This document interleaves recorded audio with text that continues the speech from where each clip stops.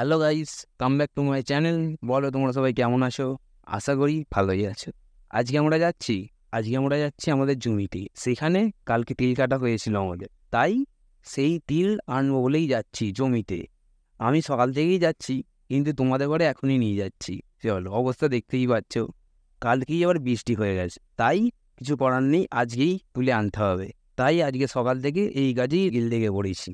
আজকে রবিবার, যে রবিবার হলেই আমার কাজ পড়ে যায়। সেম জিনিস এই রবিবারেও ঘটেছে।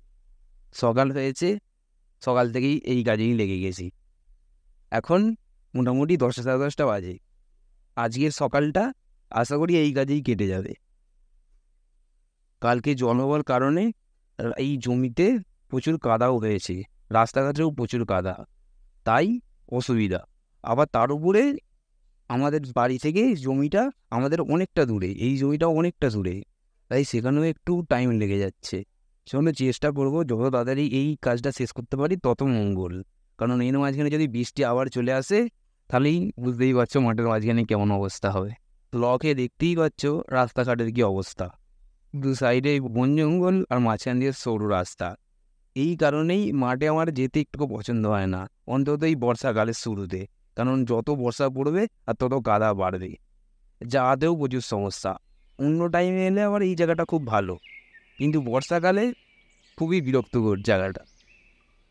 এত যে জমি দেখছো, এখানে বেশিরভাগ জমিগুলো ধান জমি। এই বর্ষা আর বৃষ্টির জন্যেই এত সমস্যা। না হলে আমার বাবাকে বলেছিলাম যে আমরা ভ্যান নিয়ে আসবো, 2-3বারে 4বারে যাই হোক একবারে নিয়ে চলে যাব। সেখানে আমার বাবা বলল ভ্যান কালকে বৃষ্টি হয়েছে, বসে যাবে হয়তো চাকা, ওই জন্য ভ্যান নিয়ে এলাম না। তাই আর কিছু করার নেই, নয় মাথায় করে নিয়ে আসো আর নয় সাইকেলে করে নিয়ে আসো। মাথায় করে নিয়ে যাওয়ার দম আমার নেই, তাই সাইকেলে করেই নিয়ে আসছি, কিছু করার নেই। কারণ সাইকেল তবুও যাবে, ভ্যান টানার সমস্যা নেই, ভ্যান টানাও সম্ভব নয়। আর একে তো কাদায় ভর্তি, আরও সমস্যা। সামনে যে লম্বা লম্বা গাছগুলো দেখতে পাচ্ছ, সেগুলো হলো আখ গাছ। ভালো করে আর দেখাতে পারলাম না, তাও যা ভিডিওই দেখতে পাচ্ছ ওইটুকুনি দেখো, কারণ দেরি তো হয়ে যাচ্ছে আর কাজটা তাড়াতাড়ি করতে হবে, তাই ভালো করে দেখাতে পারলাম। কারণ এর পাশ দিয়ে একটা নদী আছে, নদীটা আগে খুব জল থাকতো, এখন আর নেই। আগের মতো অবস্থাতেই আর নেই জায়গা। আগে খুব সুন্দর জায়গা থাকতো। ওই যে দূরে দেখতে পাচ্ছ বট গাছটা, ওই বট গাছটা হলো আমার ছোটবেলাকার একটা গাছ। আগে ছোটবেলায় ওই গাছের তলায় গিয়ে বসে থাকতাম। ওই ছোটবেলার কথা বাদই দাও, লকডাউনের টাইমে ওই গাছের তলায় গিয়েই বসে থাকতাম এক সময়। সকাল থেকে বসে বসে বিকালে চলে যেত। ওই মাঠে কত ঘুরিয়েছি লকডাউনের টাইমে। আর এখন সেই মাঠের অবস্থা পুরো খারাপ। লকডাউনের টাইমে সবাই বাড়িতে বসে থাকতো, কিন্তু আমরা বাড়িতে থাকতাম না, বন্ধুরা মিলে এখানে এসে ঘুরতাম।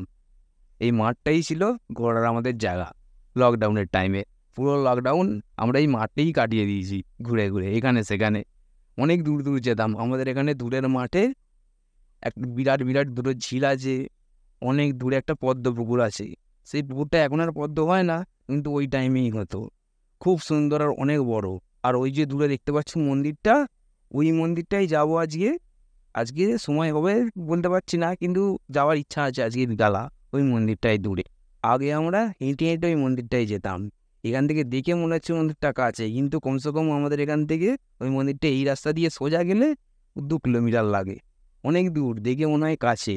বিরাট মন্দির, মন্দিরটা খুব সুন্দর। একদিন গেলে ওই মন্দিরটা তোমাদের দেখাবো। চলো, মাঠের কাছাকাছি এসেই গেছি, জমিতে যাওয়া যাক।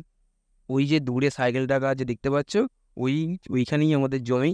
চলো, এসেই গেছি। তোমাদের যদি ভিডিওটা ভালো লাগে তাহলে একটা লাইক সাবস্ক্রাইব করে দিও। চলো, tata, bye bye, good bye. আবার দেখা হবে পরের ভিডিও।